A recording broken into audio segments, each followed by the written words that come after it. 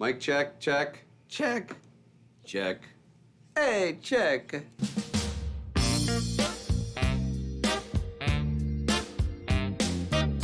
Pull the string and I'll wink at you. I'm your puppet.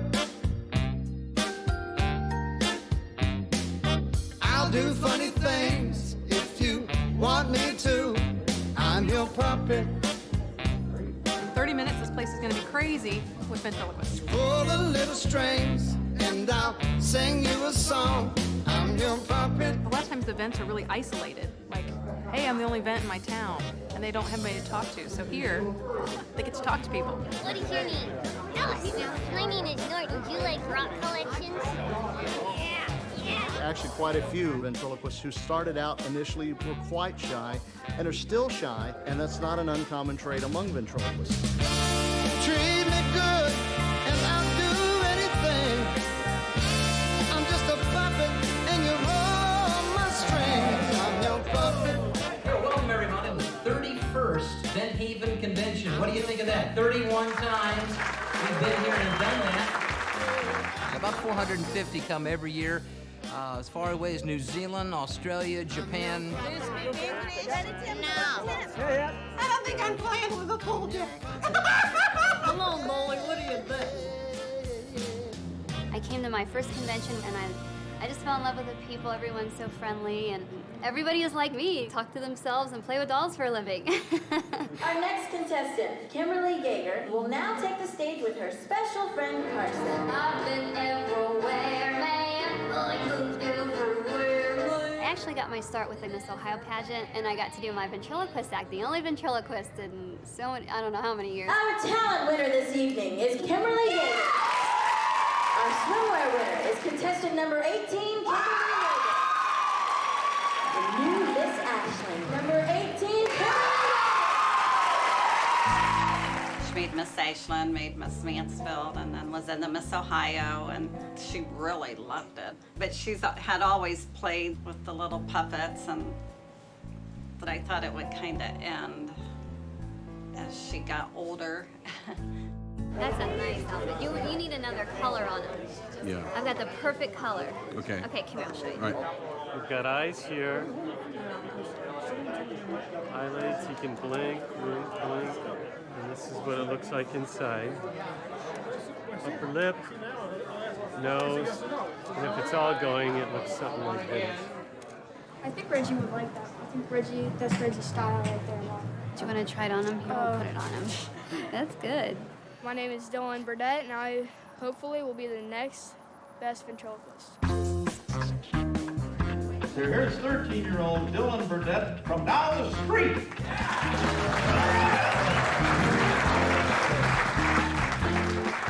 How you doing, Reggie? I'm doing pretty good. How are you? Pretty good. It's all you.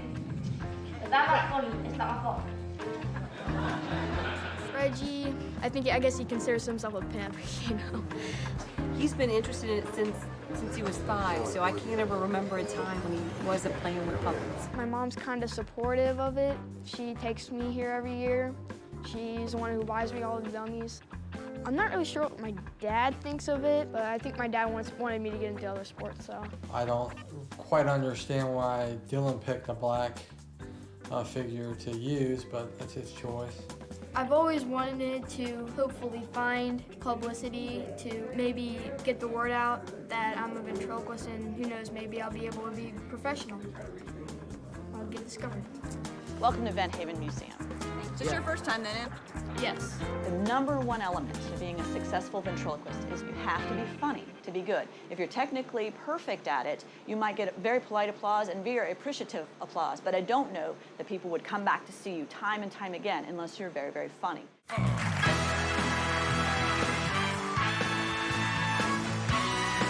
Little Gary, say hello. Hi. I saw your mouth move. Oh, hi. When you're a kid, you don't think about whether you're good or bad. You just do because it's fun. And I was beat up a lot for being a sissy, but I didn't care. I liked it.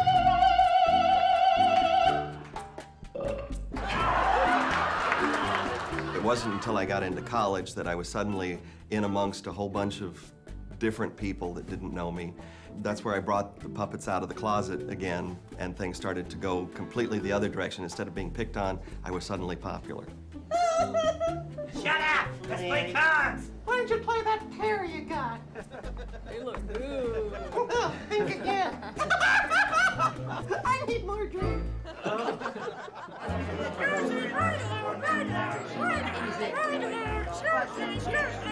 I can't walk very fast. I don't want to lay an egg.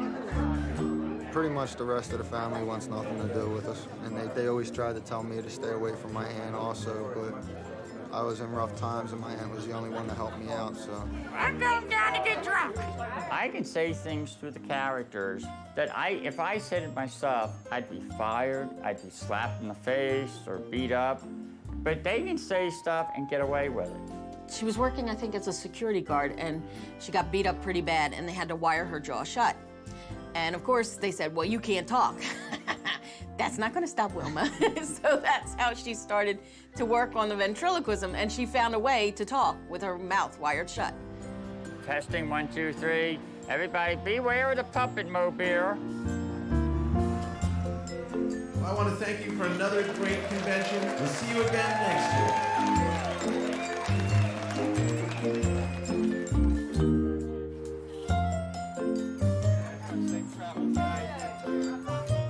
Since I was 10 years old, I've been wanting to go to the ventriloquist convention and never was able to. I was too young at first, and then I was working, and it was either money or go to the convention.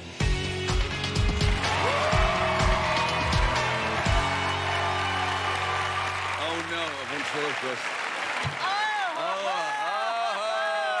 What is your name, sir? My name is Terry Fader. I'm Emma Taylor. This is Emma Taylor. I'm a singer. Yeah, she's a singer. Show us what you got, man. All right. Hit it! What are you doing? What? Wait, Emma, do you know who that is? Yeah. You're gonna do an impression of her? Yeah. All right, Emma Taylor.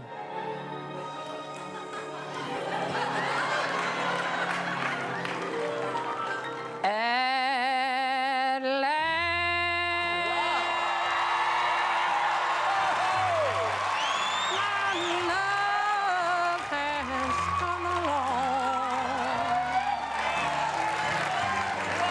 Up until just a very few months ago, we were really, really struggling. I would, look up every single venue that was possible for me to play, and it just never worked out. Never worked out. And so I was out there, mowing lawns and painting houses and just trying to keep ourselves afloat. I mean, I knew how talented he was, and I just kept telling him for years and years, it's just a matter of the right people seeing you. All right. Terry, I have to tell you real up straight, when you came in, I thought, oh, lordy lord, not again. But you are quite brilliant. Thank you. Yeah. You really are. No, I think you're on your way. Anyway, that's just my opinion.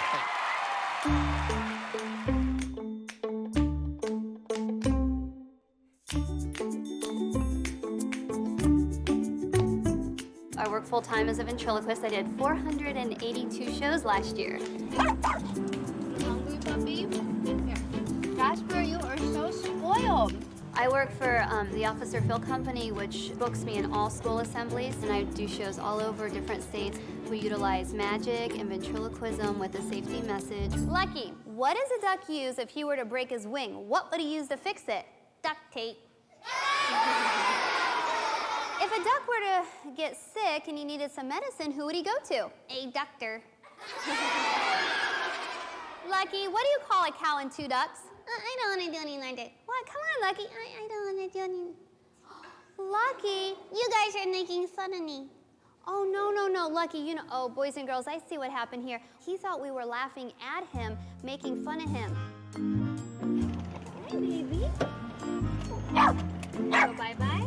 I'm at a point in my life where I'm 31, and I've been working for the same company for 7 years now, doing children's shows, which I love, But I just want to, I really don't have anywhere else to go.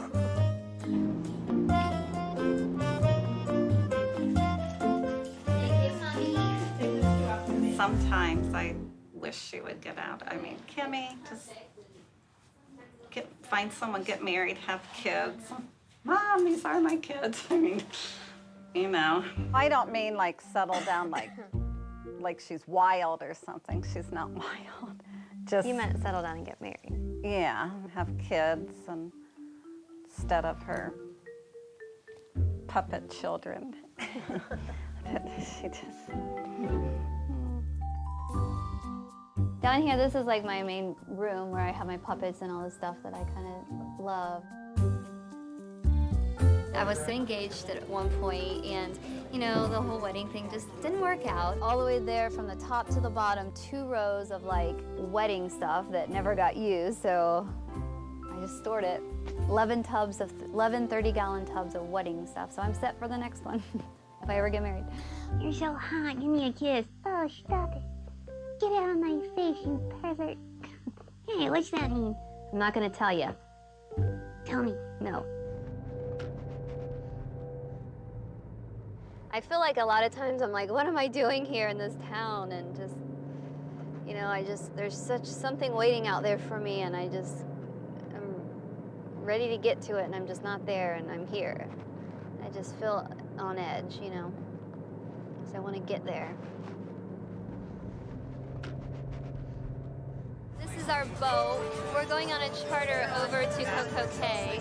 Hi, Mom. After what happened to me with, you know, my last relationship, I went on a cruise with my sister, just a weekend cruise, and I performed with Bertha. I just brought it along, and I said, hey, I'm a ventriloquist. Can I do a little bit in the show? I want to get me some fried chicken and mashed potatoes and grits and okra and green. It was just so magical. And everyone laughed.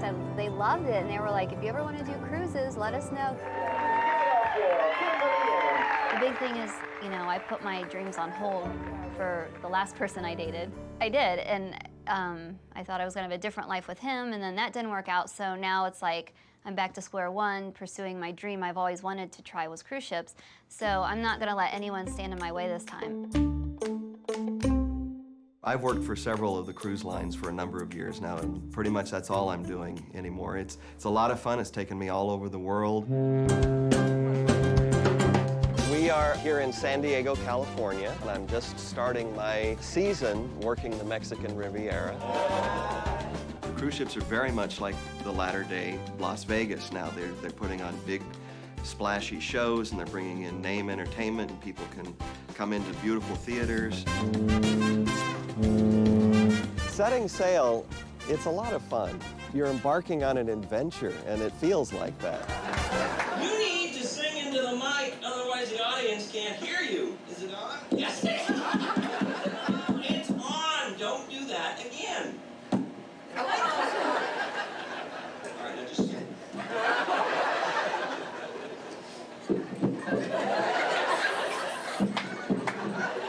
Stop that. All right, sing into the mic. I bet you want a signature, don't you? Yes, I do. You have such talent. Oh, that's so sweet of you. Thank you. I am considered a headliner act on the ship. I mean, I'm excited about having this because I'm only one of just 2 or 3 ventriloquists that work this line. So you folks were at the show last night? Yeah. Oh, well, thank you. Thank you. In the ventriloquist world, really the top of the heap is cruise ships, and that's what you really want to get to. I tried, man, for years I tried to get to it. I did. I've seen a lot of ventriloquists. Dan's technique is unbelievably good. Part of the illusion and magic of ventriloquism is you have to create, that character has to be completely apart from you. What's your name? John. John, I'd like to say 2 words. Rogaine. I'm kidding. That's 1 word. John, do you like games? Yeah? How about peekaboo? Don't just... It's taken me years and years and years to hone the craft and to write the material and to get the timing down. John, he's made him and you're just sitting there. I've never seen you act like this. What is your problem here tonight?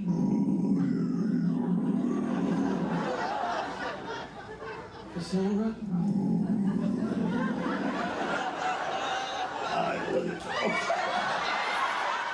The way to really be successful, though, is to try to reach a level of performing where you're consistent, where people feel like they're seeing this for the first time. They want to feel like they've witnessed something unique and in the moment.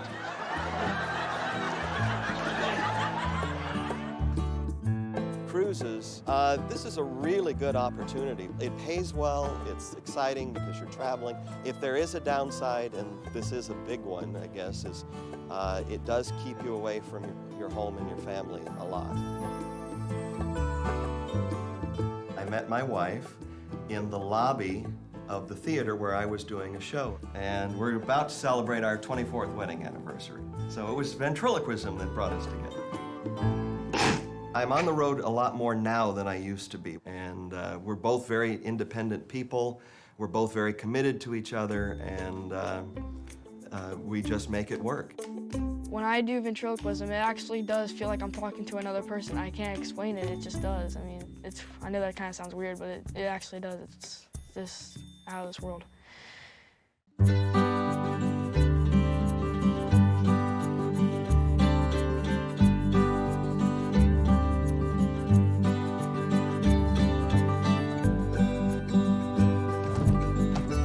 I'm different in everything that I do, and all my friends think that ventriloquism's strange, but that's just something that I love.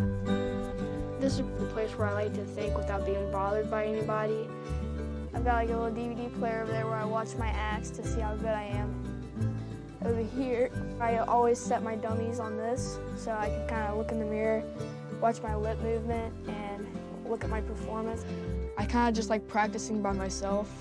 Once I get my act perfect, I like to show my family, but it still hasn't been perfected. It's just kind of memorized in my head. Dylan, for being 13 years old, is probably about the smallest kid in his class. And it's been that way for a long time. He's just very small. Dylan is a very quiet, shy person until he gets on stage. And then he's totally different. And I think it's because he has his friend. It's like you have someone up there with you, and Reggie is the one doing the work. Well, he's white. He can't get a girl to save his life, so... And Reggie hasn't been having any girls come here lately. So you know about... You've been at work on the weekdays. I know he's very passionate about the figure and doing the ventriloquism. Because there's a lot of kids out there that are playing football, and they have to practice twice a day, 11 months out of the year. So I think those guys are also pretty passionate about what they do. Let's tell them this is our motorcycle right here, this Yamaha YZ250. I've been riding since I was 9 years old, so I've been at it for a long time. Now with the motorcycles and some of the other activities, I can kind of coach him a little bit. When it comes to ventriloquism, I don't know anything about it.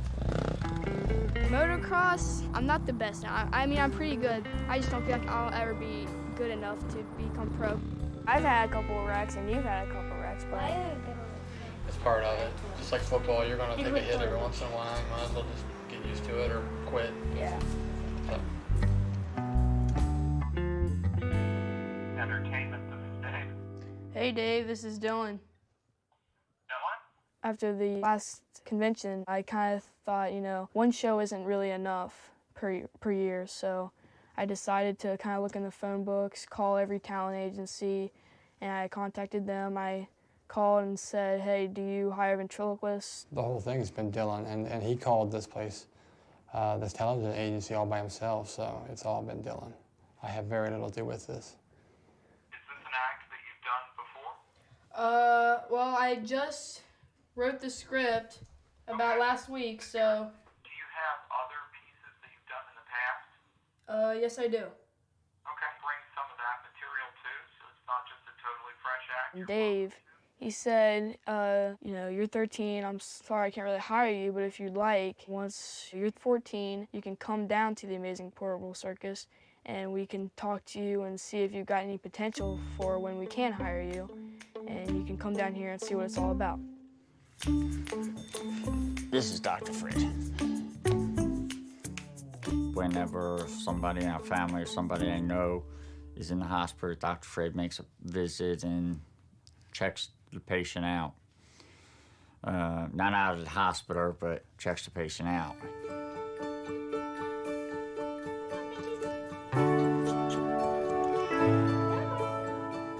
hospital. They thought it was a stroke. My whole left side went numb.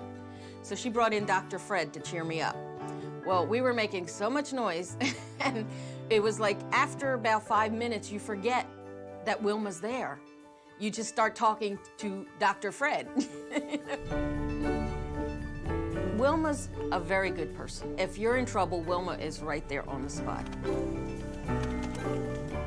Wilma sticks out, and for good or bad, she sticks out.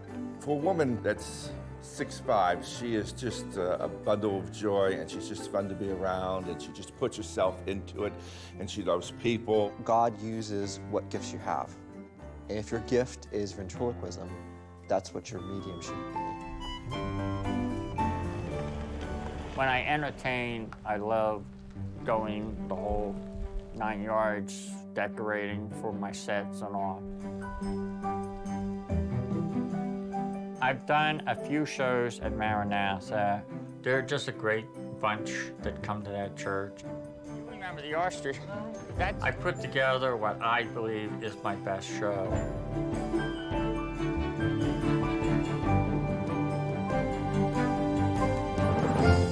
They will never forget this show.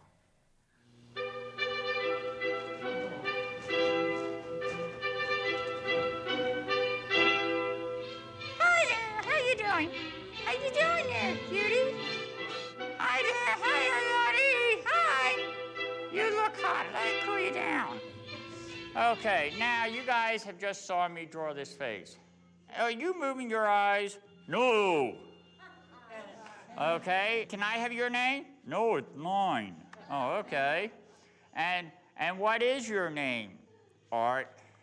Art, that's a good name for a drawing. I thought the show was great. I mean, but then I'm prejudiced. We have a special guest here. Here is none other but Tiger Man. Everybody go! Rock! Rock! All right, we'll get started here. Let's clap your hands. There, you can stand up. Now clap your hands. There you go. Now stomp your feet. Movement is good. Here we go now. Come on. Shoulder. Everybody, who am I? Tiger Man. Who am I? Tiger Man. Who am I? Several of them came up to me and even thanked me for deciding to have an extra added attraction in the show. We need love. Try to stand up, everybody, whoever can. We need love. Nice and loud. We need peace. We need peace. Around the world. We need love. And peace. If I do a show and I just get one person to just forget their troubles and laugh, I've done my job. And today, I saw more than one person laugh. I mean, we had the audience, no, I can't say falling in the aisles because they were supported by their walkers.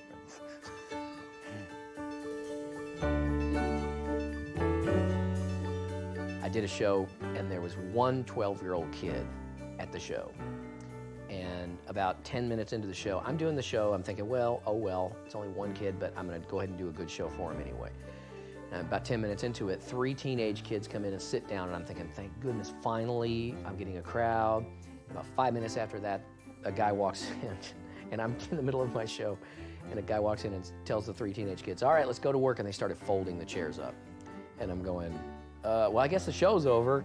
It was horrible. I was so discouraged. And there were times when, like shows like that, where I would call Melinda and I would say, honey, I just don't know if I can do this. America has decided the winner of America's Got Talent. And the winner of $1 million is... Terry Fader!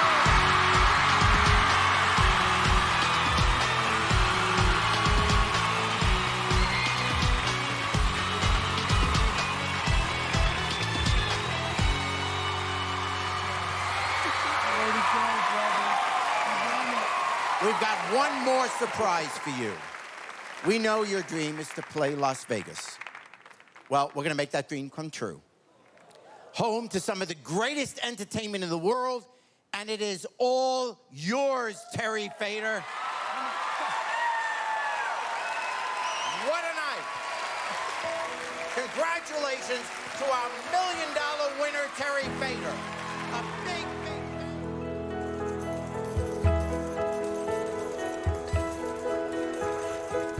When people come in now, this is what they'll witness. Okay. And they'll assuming they're just seeing your everyday ventriloquist. Okay. But unbeknownst to them, go ahead, Tim, if you'd raise that curtain.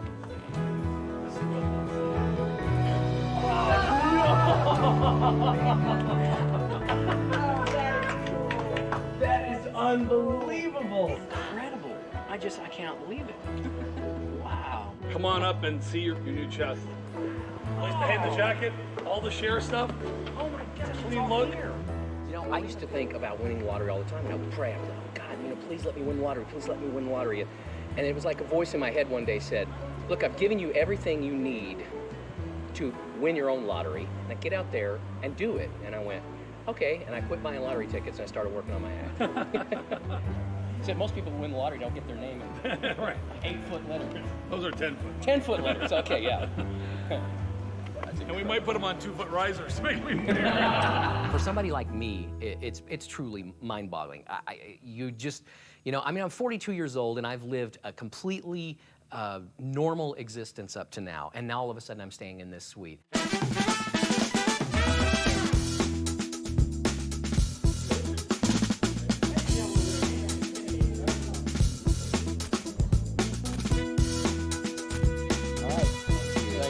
Enjoy the show tonight.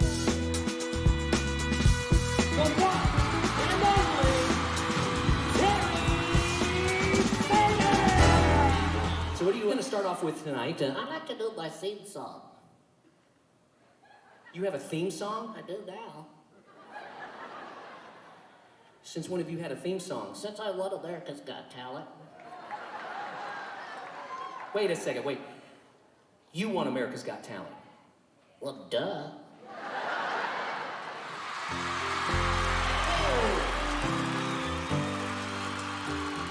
He went from playing fairs, festivals, to playing the Las Vegas Hilton, all within 1 year, and now we're getting offers from just about every major hotel wanting to build the Terry Fader Theater, which is his lifelong dream come true. My father, no matter what I would do a show, and my dad would say, well, you're really not that good, but you're good at making people think you're good. And I was thinking, so all this time, all my life, I thought I was a fraud. And I thought that the house of cards was going to come tumbling down when everybody realized I wasn't really that good.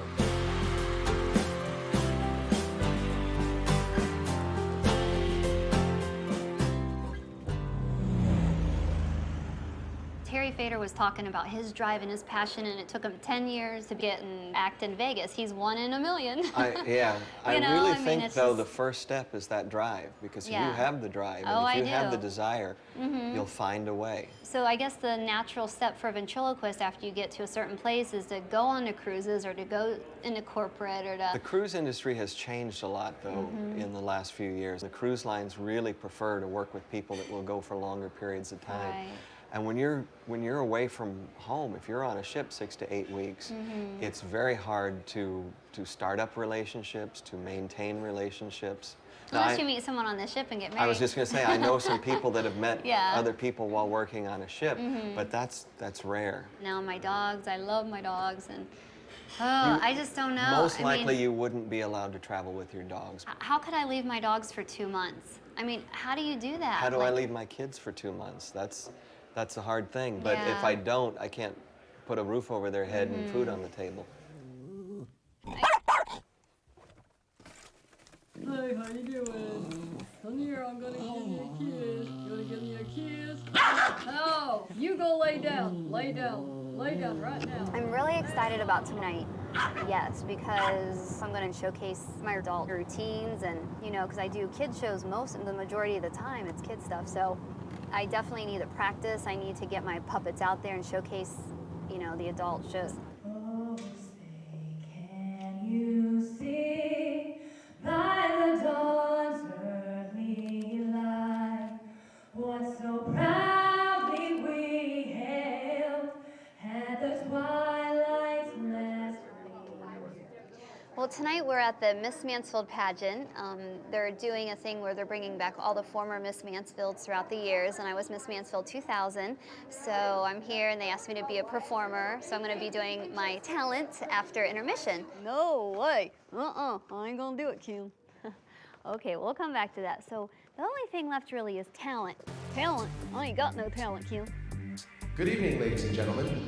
We are proud to present to you 12 intelligent young women who tonight will vie for the title of Miss Mansfield.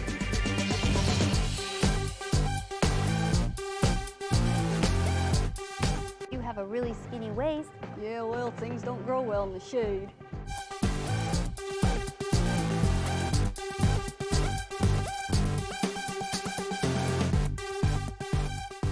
Kimberly has asked me to videotape her tonight. She's trying to put together a package that she can use to send out, sort of like a tryout tape or an audition DVD.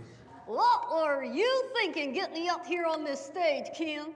Well, you always said you wanted to be in a beauty pageant. Now this is your chance. Now let's look at the positives. I ain't got none. Come on. Now you have a really skinny waist. Yeah, well, things don't grow well in the shade. Bertha, come on. Delayed reaction, Kim. Yeah, they'll get it. Okay. We're in Mansfield.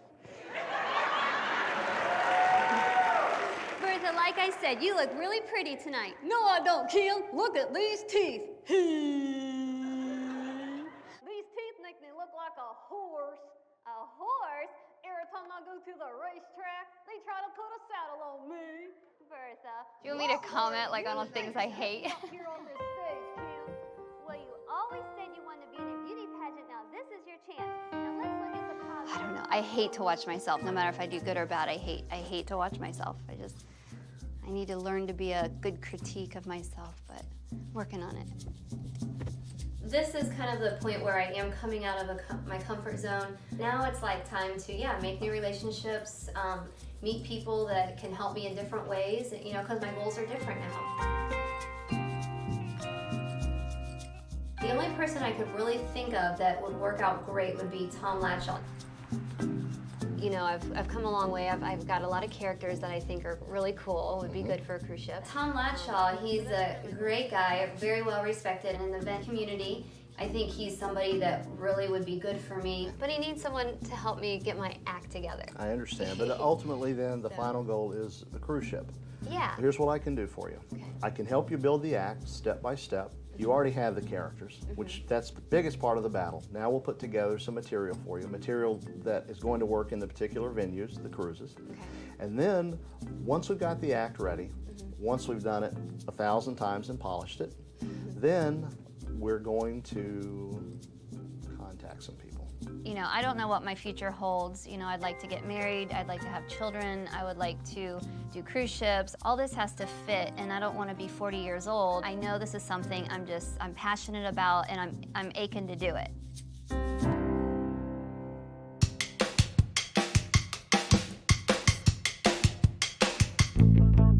When my dad gets out there, I think I'll beat him. He always makes up the excuse that, if he gets hurt, then he can't work, so.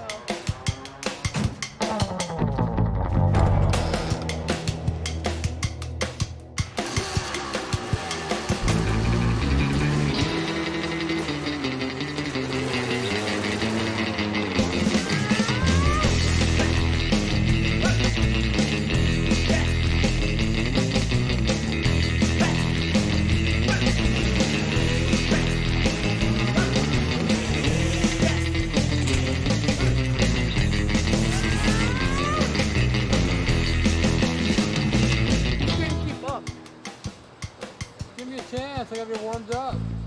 It took me a while to get warmed up, Dad. Come on. Yeah. I'm working up a pretty good sweat out there. It's gonna keep me wide awake when I do that audition later on, so. Well, since I'm turning 14 soon, I called Dave at the Amazing Portable Circus. I asked him if I could audition. It'll be just such an honor to have Dave sign me as a client. All right, the basics of firing. 1 wand, little fire, 1 big idiot. That's all you need.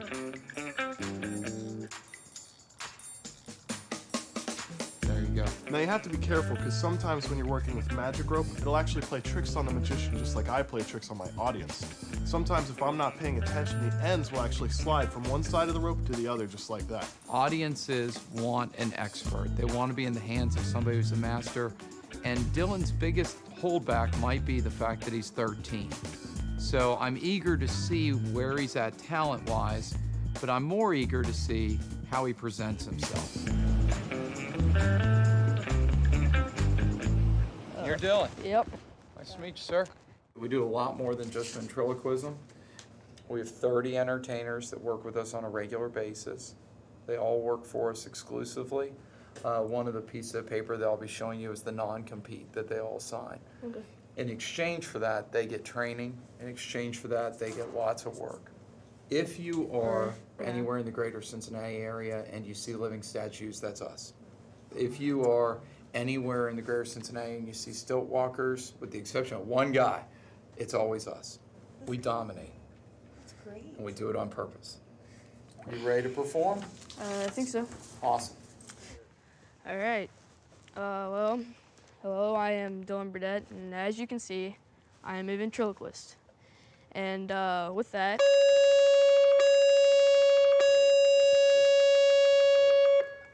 Scared the sawdust out of me, man. All right, the bell you heard is the phone, so sorry about that. Let's just do it again, and good luck. All right. And with that, I'd like you to meet my right-hand man. Yeah, no kidding. Yeah. This is Reggie. What's up? So, let's see. So Reggie, you know, I understand when we came down here, we didn't really have an act. So in the car, we just kind of discussed what we'd like to share our views and opinions about. Yeah, I know. So, all right. Let's see. Tell me, I don't know. Maybe I should ask you the questions. You want to ask me the questions? Yeah. All right, sure. Well, aren't you ever afraid somebody might not laugh at your jokes? I don't know. I don't really know the meaning of the word fear. Yes, but you also don't know the meaning of those words. Dylan, here's where we're at. You and I, as far as you called me wanting a job, okay? You're not at the place where I could book you tomorrow. Okay. But I think you could do a birthday party. And I think you could do a school show. And I think you could do that this year. But there's a lot of work that goes between where we are at today and there. Okay? Yeah, I was really surprised to see that he did a brand new piece for us today. I'd rather have seen him do something that he's well versed on. I actually said that to him on the phone too. I'm like, you don't have to do brand new material because for the exact same reason. He didn't do that for anybody. So he had absolutely no feedback. Yep. Exactly, same thought. I'm pretty happy with my performance considering I didn't really have like all year to practice and perfect that act. But you looked like you were pretty sad about what he was saying. To me, you appeared sad. Nope. You weren't sad? Nope. Okay. You gotta pay your dues no matter what you do sometimes. You know?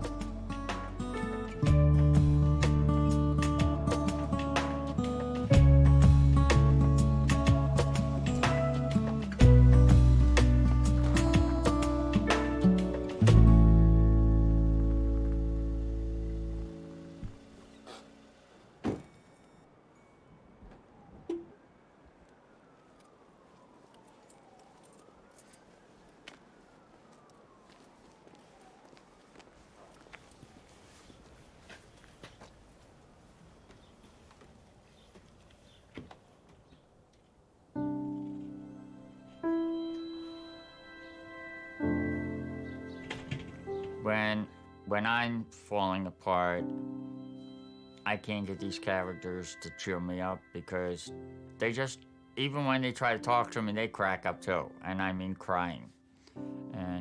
But I don't have any tear ducts. Well, warning, your property is about to be sold without your consent for delinquent taxes. I guess some people, when you get in this desperate situation, they turn to your family.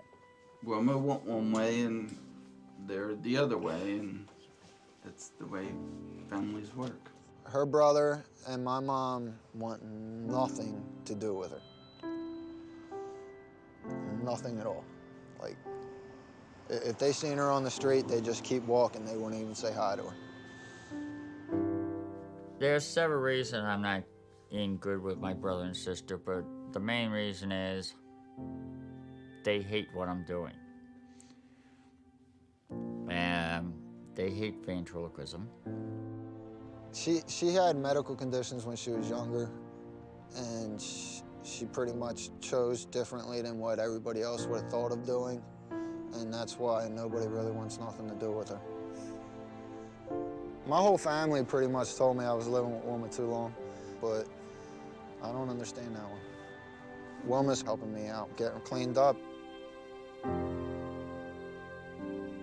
The only thing I have left to do is reach out for another family of mine, my ventriloquist family. Hi, everyone. Normally, I try to keep my private life secret, but I'm at wit's end, and they say that when you have a problem, tell someone. Since you're the closest to my relatives that I have, I'm hoping that one of you can help me continue my ventriloquism. If I don't come up with $1,079.42, my house will be sold. Unless God comes up with a miracle, I'll be homeless on the 23rd.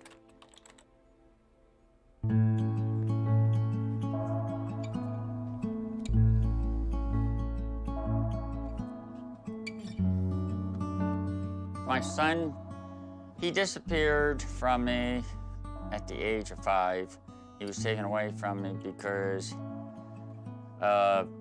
problems with my ex and my ex-mother outlaw. I never called her an in-law, she was always an outlaw.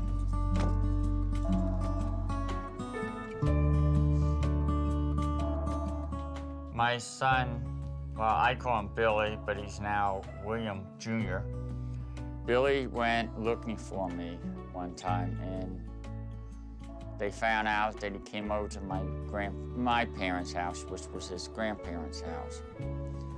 When my mother outlaw and my ex found out about it, they said that I had died, so he wouldn't stop. But he still came over, because then he started trying to find out where I was buried. That's when they came up with the cremation idea. When I found out that, I died emotionally. Because of Billy, I've dedicated my life to entertaining children.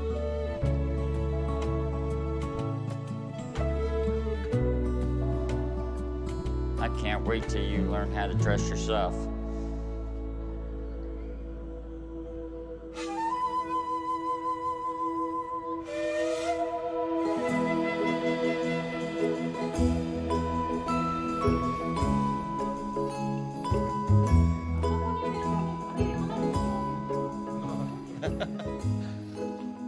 Konnichiwa. Okay, now you notice it's not just the hand, it's the head moving too. Do you want to try putting her on your... We are in Osaka, Japan. I'm here to share what I do with the Japanese ventriloquists here. Well, we're going to talk a little bit about manipulation and moving of the arms here. Okay, so we've got that. Maybe we've got a little scratch there, or a little fixing of the hair. Dan Horn's amazing. His manipulation is impeccable. He's the best ventriloquist I've ever seen manipulate a puppet. And when I go to pick him up, okay, if I'm going to plop him down, if the puppet has no movement, it has no life. It's got to have some movement, but it's got to be lifelike movement. Think of the movement as coming from your wrist, and everything else is going to move around that movement, as if there was a string here. It's not just this, it's this. A lot of what I'm seeing is just very puppety-like movement, because nobody is giving any kind of fluidity to the puppet. They're not grasping that it's supposed to have weight and mass. You are very lovely. I'm only recently being introduced to what the Japanese culture dictates for their ventriloquists. Somebody told me, oh, you hit your puppet, you never hit your puppet. Well, I don't go around going, well, somebody said I can't hit the puppet, so I'm not going to hit the puppet. It's foreign to me to think that the people here don't have that kind of freedom. And to not have the freedom to say, oh, yeah? Sorry. Hey, I'm sorry, you can't hit the puppet. Yeah. I don't have to listen to you. Oh, domo arigato.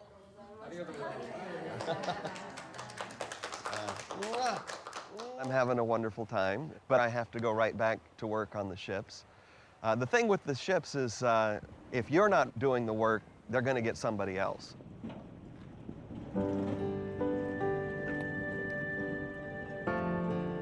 I was thinking that if you came on in San Pedro, then you could at least go down as far as Mazatlan, which is where I get off and switch ships. Yeah, I know, that's what I thought, but I thought it was worth at least, well, I know. I just thought it was at least worth asking if maybe there was some way to make it work. I really miss seeing my wife. That's the real price you're paying when you're doing this kind of a job, and it's really difficult.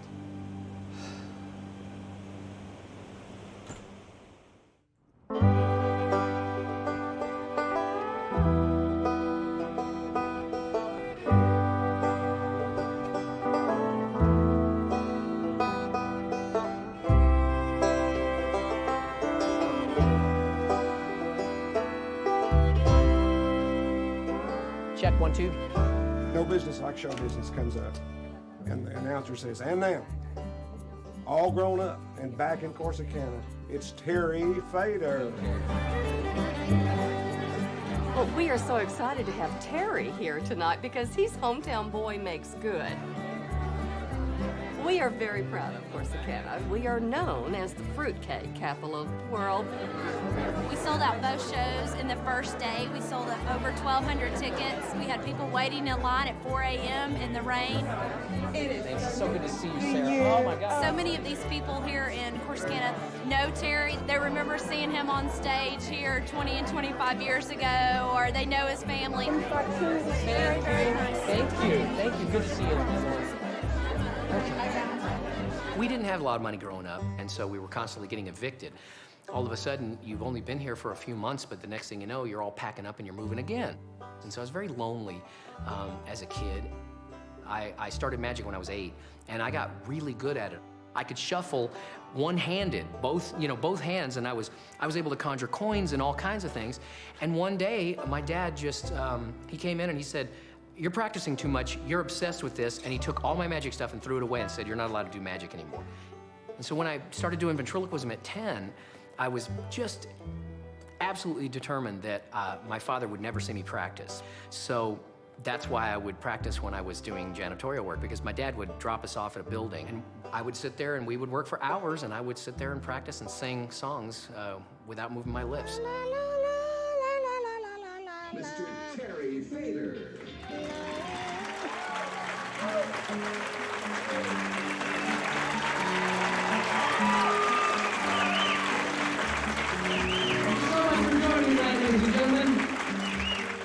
I'm a ventriloquist. Get out of here. I did not know you did that. Well, I do. Yeah, do something for me. You want me to do some ventriloquism? Yep. Right now? Yep. In front of all the people? Yep. What? You're putting me on the spot. What do you want me to do? I want you to say, Peter Piper, tickle, tickle, tickle, peppers, and don't move your lips.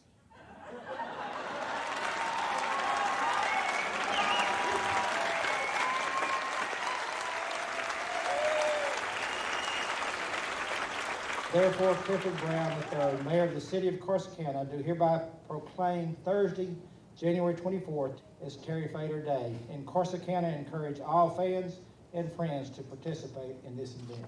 Thank you so much. Thank you. Thank you very much. Thank you. Unbelievable. Wow. Wow. My goodness gracious.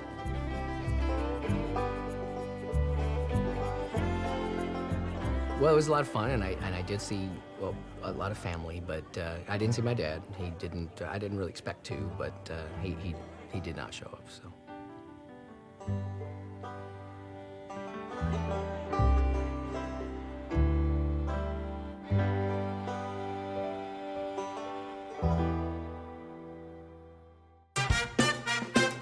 Good afternoon and welcome to the Mirage. Well, today I'm here to announce that we are continuing the tradition of great entertainment with the signing of Terry Fader. I'm overwhelmed and so incredibly happy. It's been a goal of mine to play in Vegas for a long, long time, and of course, to get my start at the Hilton and then come here is just beyond my wildest dreams.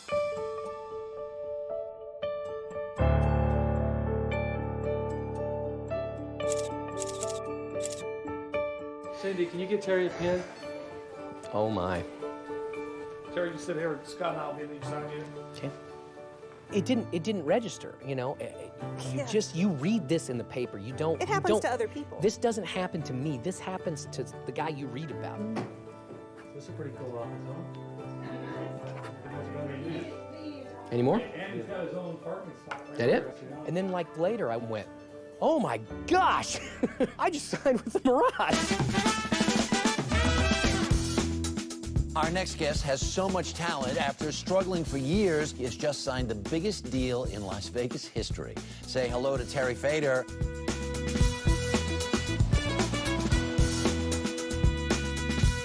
Well, I'm very excited. This is where I meet with my comedy writer, which is pretty wild to have a comedy writer. I've always wanted one, and now I have one. A lot more of this tomorrow. Oh, yeah. I've been writing for Terry since the beginning of the year. They wanted to get the show funnier as fast as they could. And after 20, 30 years of putting the show together, now he's got a year to make it go from a really good show to a perfect show. You got to have some people help you. Winston losing all the money. I mean, bad choices, huge laugh. Wait a second. What? You want $1 million? Yeah. Well, if you're a millionaire, why didn't you retire? Why are you still working? I made some bad choices. You know what makes the bad choices so good is because the turtle's head goes down. You know. Oh yeah. I made some bad choices, and everybody's made bad Oh well, choices. yeah. Like what? Well, I gambled half of it out there in the casino. He should say they comped my room, just like he says I made some bad choices. You gambled $500,000 in the casino? Yeah, but they comped my room. I think Melinda that's even cute. Added on to that, she said, you know, how about we come to the room and I got a free buffet. A free buffet. I think that's really cute. And I got a free buffet. The team comes up with some fantastic ideas, and Terry, because he's been an entertainer for so many years, puts his own little twist on everything. So what did you do with the other $500,000? I spent it at the Turtle Ranch. When I first came to work with them, I thought the show was about a 6. Now I think it's an 8. I think in a couple more months it's going to be a 9. Then it's going to take a year to go from 9 to 10 because that's really hard. I would love to move on to do cruises. That's what I do want to do that. Yeah. I'm like, I would so love to like lay on a ship and do nothing and sip nata coladas and do shows and just, yeah, I think I would like it a lot.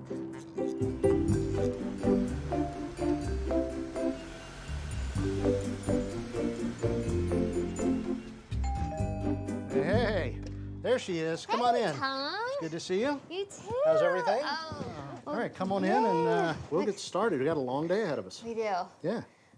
Wow, I'm excited to finally be May I here. take your coat? Yes, thank you. I don't think it'll fit, but I'll grow into it.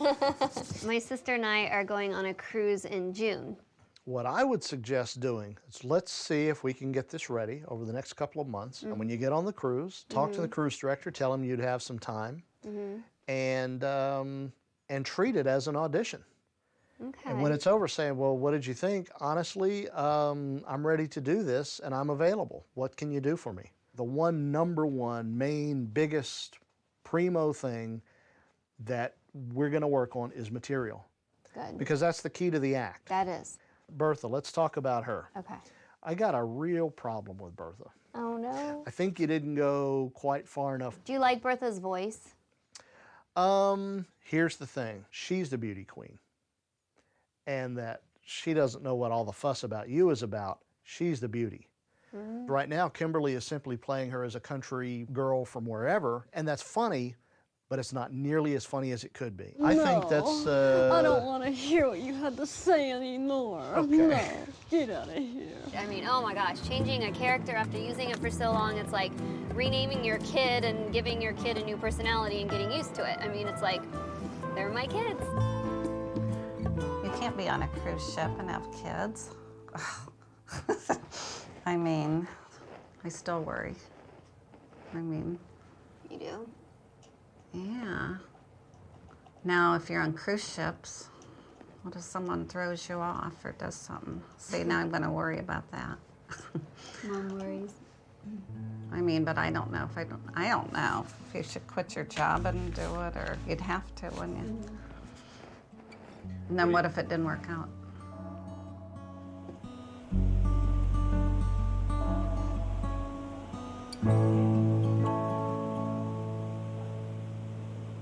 It's the end of the season now, and it's been about 7 months.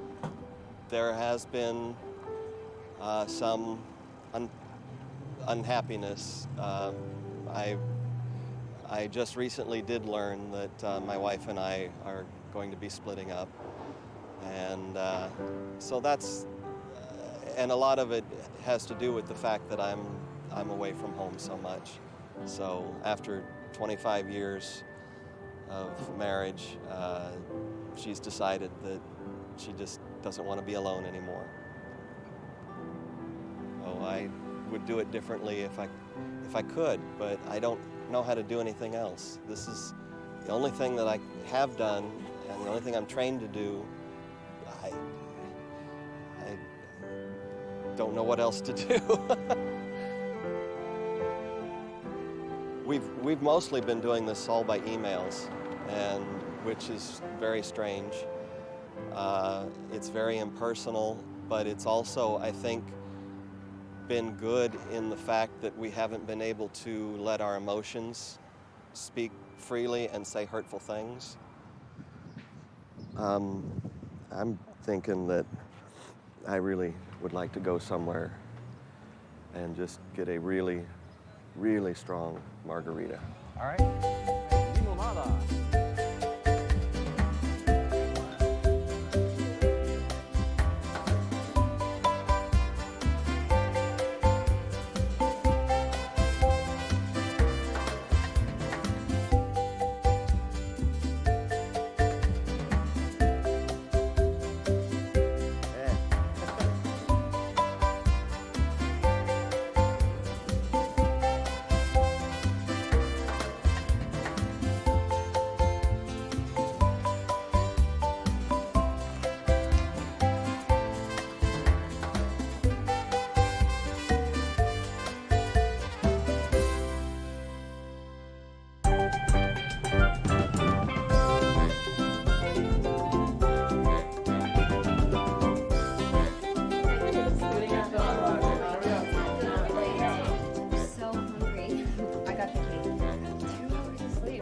So I'm here on the cruise with my sister Lori.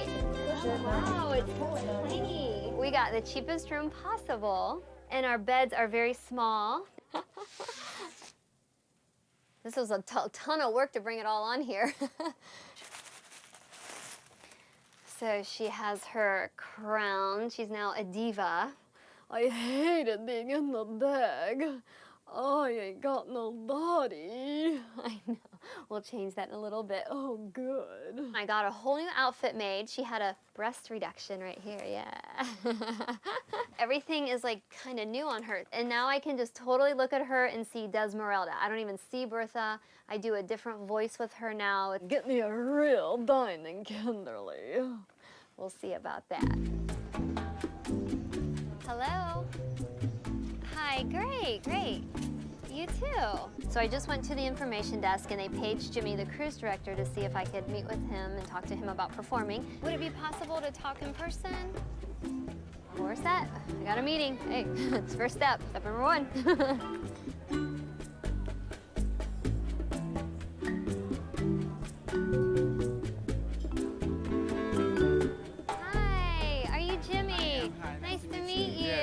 I just asked him, I said, I'm a professional ventriloquist. I'd like to break into the cruise ship industry. And first he said no right away. He said the vice president is on the cruise and everything is perfectly timed out and they just don't have any room for it. And I said, just a 10-minute opening.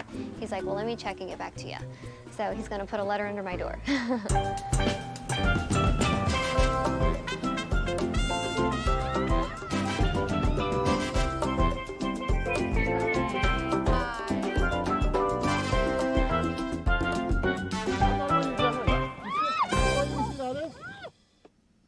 Due to the nature of this particular cruise, I am unable to allow you to perform. There is just no room in the schedule that allows it. Oh, really? Many apologies, and we hope you enjoy your cruise vacation.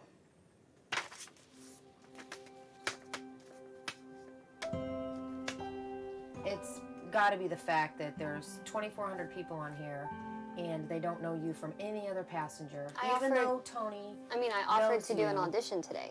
They don't understand how much I want to perform. They obviously don't, or they would have given me 5 minutes.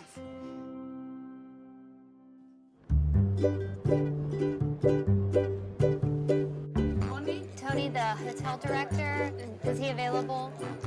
I don't think so, no. Okay. He would be on the other side. He'd be over there? The other office. Okay, thank you. Stressful. It's stressful. Very stressful. So, good luck. This has been my dream. It would be 5 minutes in the show, but it would mean the world to me. I thought even at the end of the show, if you say, hey, if you'd like to stick around, we have a passenger that wants to debut a 5-minute thing. Yeah, we can't do it. We can't at all. Is there any way I could talk to the vice president and just explain to him, like, I'm a passenger, this has been my dream?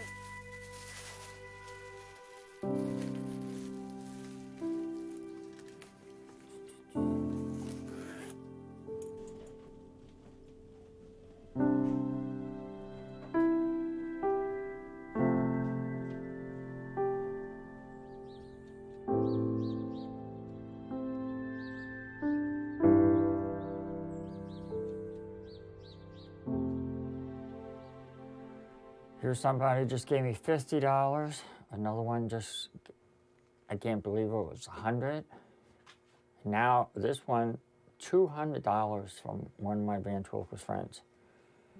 And then others sent me $10, $25, which every little bit helps. Totally astonished, totally amazed. They're my real family.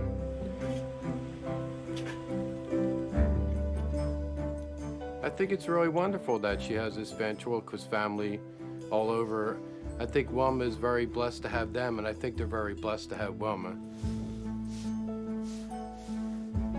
I can't thank them enough for their generosity, but it shows how tight our ventriloquist family really is. I will see many of them at the convention this summer, and I'm going to thank each and every one of them. Maybe even give them a hug. I won't kiss them in case their wives are around.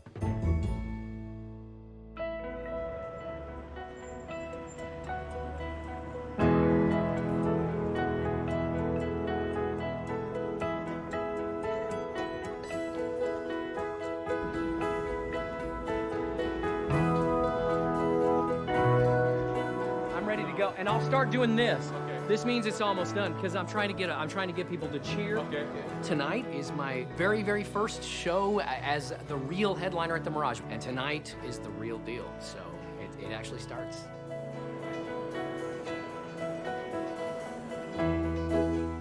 It's been about a year now since I said that the show was at a 6 on a 1 to 10 scale. It's at a 10 now.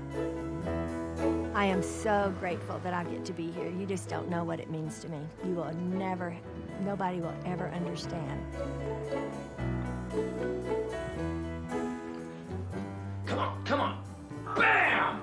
That's what I'm talking about.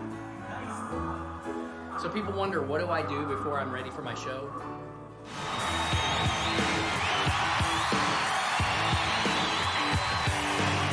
Ladies and gentlemen, put your hands together.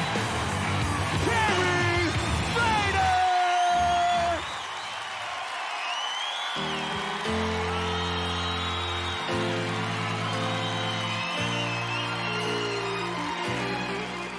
he was 14, he would talk about headlining in Vegas.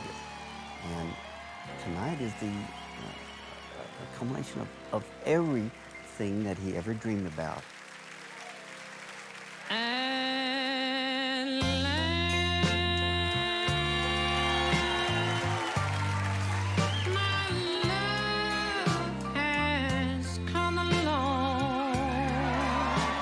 think, you know, he kind of felt at times like maybe, you know, he had passed his prime because he's 42.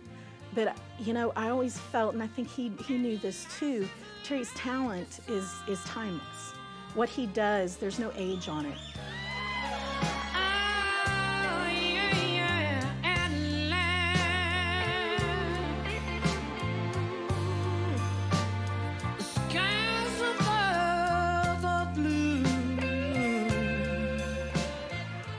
It meant a lot. That was one of the most exciting things and one of the most awesome things for me as a mom.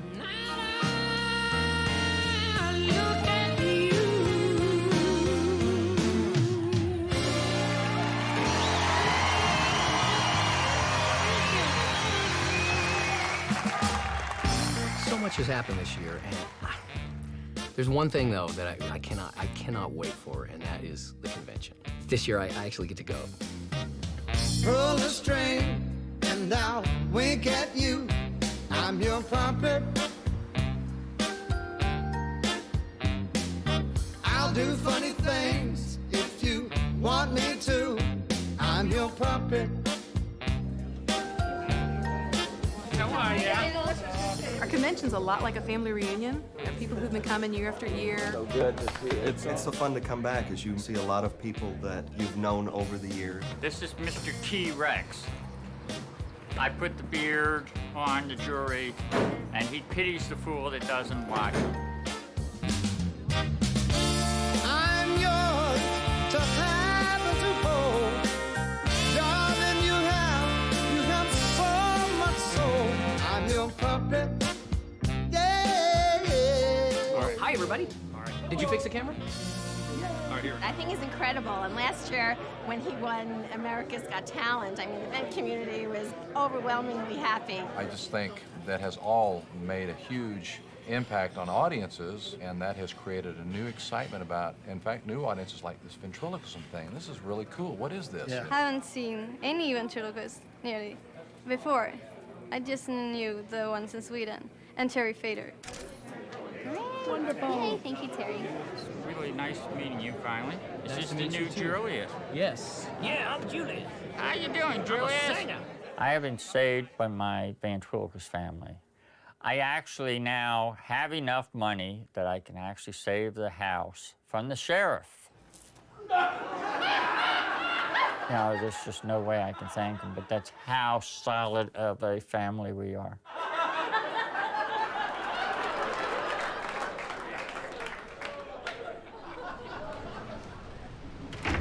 Hey. What's up? Hey, Tom. How are you? How are you? It's good to see you. Hey. There's this person named Robin Cahill, and just kind of the talent scout. So we're going to have you perform here, and Robin's going to watch and say, gee, here's some undiscovered talent. All I need you to do is one thing. You got to sign up on the open mic thing. That's what she's going to, because she wants to see you in an audience with other people. Okay. Is this the order that we perform in? I don't know. So without any further ado, ladies and gentlemen, the enchantress of song, the mistress of melody, Miss Desmeralda Divine. Thank you. You're lovely. You're too kind. How you doing? It's a pleasure. Oh my gosh, I've followed your career forever. Oh, for many years. Thank you very much. I have followed yours as long as I knew you. Nobody knew me until next. Back in April, I was torn about whether I should jump ship and head home and try to see if there was something that I could do to salvage my marriage. But my wife didn't want me to do that. She wanted me to stay on the ship. As sad as it is, I'm a performer, so I made I made the only choice I could make, and that is to be who I am. It's a great I guy. saw you He's a in Las great guy. Vegas. Ah. I went up and met you after the show and Yeah. talked to you. This was like 2 or 3 years ago. Oh, okay. And I told my wife, I said, my gosh, this is one of the best puppet manipulators on the planet. I'm so impressed thank with you. with your work. Even when I'm unhappy as an entertainer, I'm still happy as an entertainer. Even when I don't want to go out on stage, I'm tired, whatever's going on. When you're out on stage, I'm really happy with what I'm doing. I love what I'm doing. So what else did you do for fun? In the casino, I made $500. Oh, that's great. What was your strategy? Start with 1,000 and lose half. Coming up next, we have a 14-year-old. He likes coming to convention, meeting all of his friends, and going to the Van Haven Museum. Please welcome to the stage, Dylan Burnett. I felt like I was just gonna pass out. I mean, I felt like my knees were shaking. I mean, I could feel my face getting hot. That was not a good sound. He's getting taller. It's finally, he's finally getting there to where he's not going to be I was afraid he was going to be like a midget or something. To have my mom there in the audience, it was kind of embarrassing, but also kind of funny at the same time. She always says I don't listen to her enough, or something like that. I don't know. I guess Dylan met a couple girls a couple weeks ago, and they showed up for his act today. I didn't think they'd actually want to come, so. He was really good. I thought it was really funny when he started like flirting with the girls. Kimberly, oh that's right, you sold me this fine outfit. Yes, you did.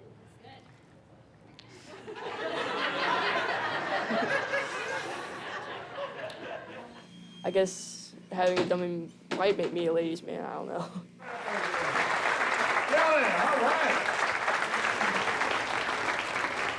I'm just very excited to meet you, and I'm so glad I got to see you perform. I liked your routine. It was very clever, very creative, and I'm excited to see what you do in the future. I think you're going to be okay. Yeah, me too. Everyone here is a lot like family to me, so there's a lot of people who were congratulating me, and it was pretty fun. I don't know if I'm ready to go pro yet or not, but I'm just hoping maybe one day I'll be world famous like Terry Fader.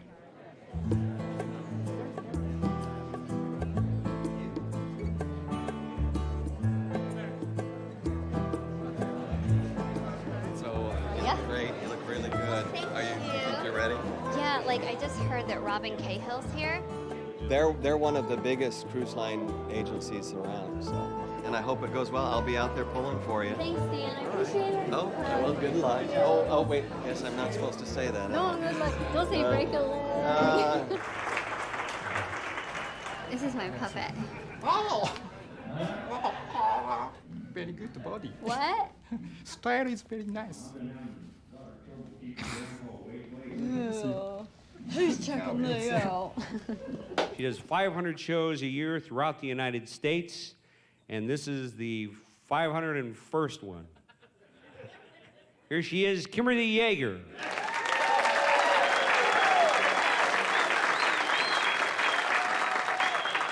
Ladies and gentlemen, the star of the stage, screen, television, and supermarket grand openings, the enchantress of song, the mistress of melody, Miss Desmeralda Divine.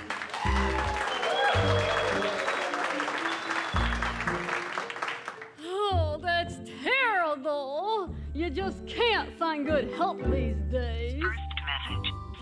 It's Robin Cahill. Unfortunately, I didn't make it in time for the 4:45 flight, which would have gotten me to Cincinnati on time. The next flight, unfortunately, doesn't get me to Cincinnati until 10 o'clock. I dated George, and then Clooney and Affleck? oh, Washington and Franklin. I'm on my way back to Miami. Sorry.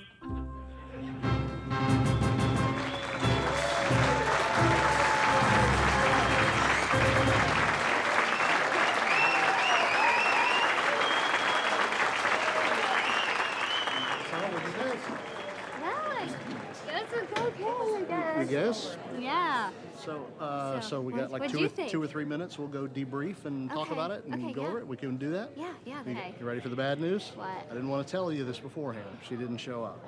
Yeah, but you know what? Now seeing it, now we're going to be able to watch that video and tweak a few things, tighten a couple of things up, and make it that much better. I think a couple more times of doing it in front of a crowd, and you'll start getting that feeling. That's the feeling I got. So I'm glad to hear. Like, I feel that way too. Like, I'm almost glad she didn't see it because that was really your first time running in front of an audience, and that's never when you want the agents to see you.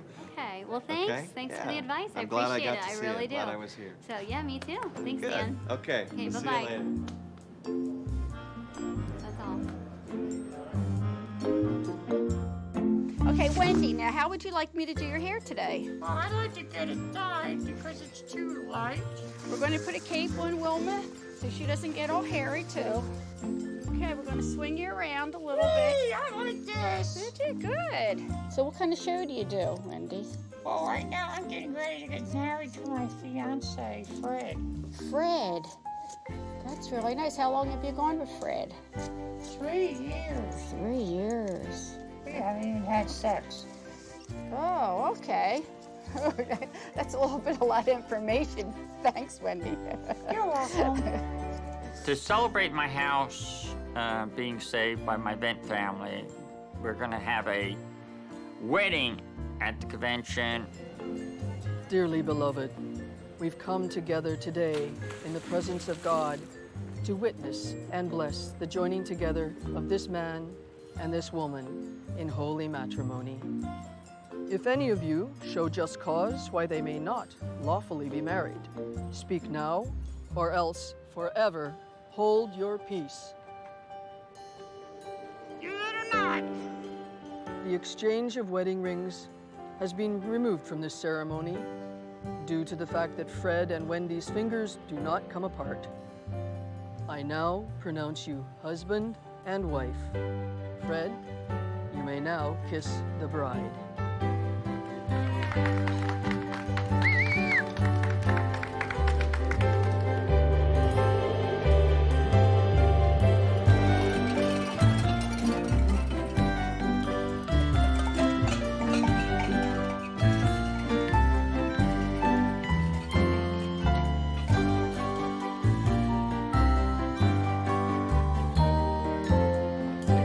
That's right, you were telling us about these characters. 100 and some years old. That's a Mac figure. That's 100?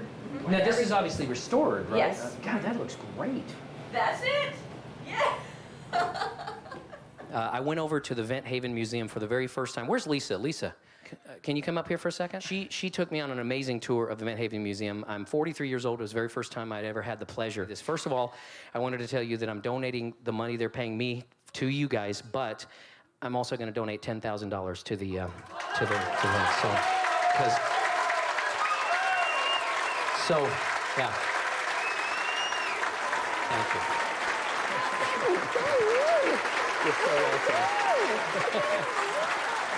I'm serious, yeah.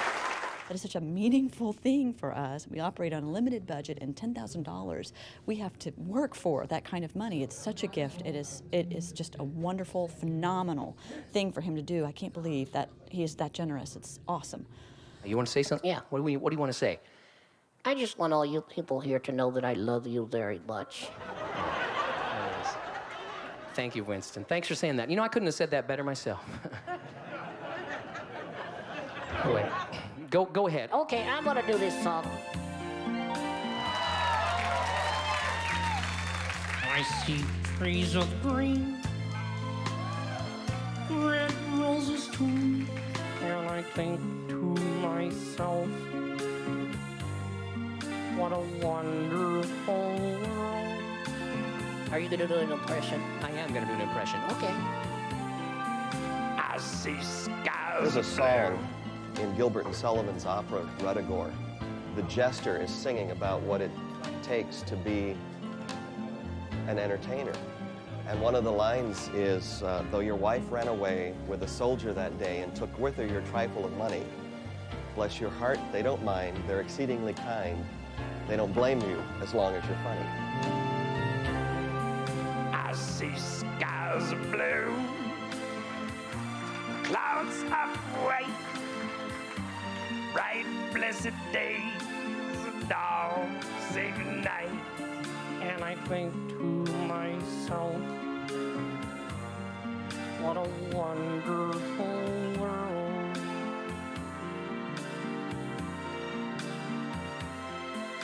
The colors of the rainbow, so pretty in the sky, are also on the faces of people going by. I see friends shaking hands, saying, how do you do? They're really saying, I love you. I hear babies cry, I watch them grow. They'll learn much more than I'll never know. I think to myself. You finish it. Okay. What a wonderful world. Oh, yeah. Thank you. Thank you very much. Thank you. Thank you. Thank you so much.